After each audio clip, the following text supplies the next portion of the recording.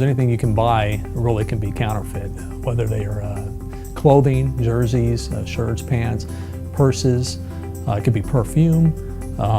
It could be electronics. Really anything a consumer can buy can be counterfeit. We've come across the wide range of things, but counterfeit clothing, jerseys, especially when they're sporting events. We have the Super Bowl that comes into town, the Final Four, whatever sporting event it may be, you're going to see counterfeit jerseys or counterfeit sporting items that we're running into that are being sold out there. If you're going to buy a jersey, which you know, whether it's through online research or going to the NBA store, that it's going to cost $175, and you're finding it for $25 at some guy walking down in front of the arena, that's your first clue that it's probably not authentic, that it's counterfeit. Also, when you start looking at it, you're going to look at the material itself. It's going to have maybe a different feel to it. Look at the stitching. The stitching, it's probably going to look like somebody like I did the sewing, because it's just not going to be very good. Maybe the labeling will be off a little bit.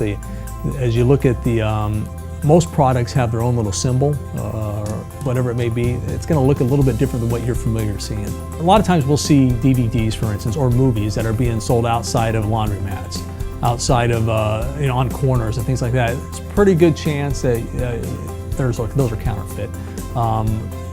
The packaging, when you look at the packaging, you can normally tell also the outside of the DVD covers or the CD covers.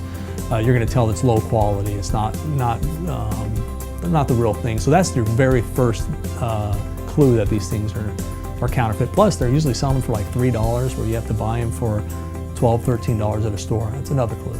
And in the past, we would think, you know what, I'm just getting a good deal on something, and somebody's making a couple bucks because they're making something out of their garage. But we have found that it's much more than that. These people that are manufacturing these jerseys or purses, whatever, they're doing these in warehouses, and they're huge, and they're making millions of dollars off of this stuff. But some of the things that we have found with the police department is we've had cases where we have traced that money on counterfeit goods through a money laundering system, where it ends up over supporting terrorists, supporting cartels, big organizations like that.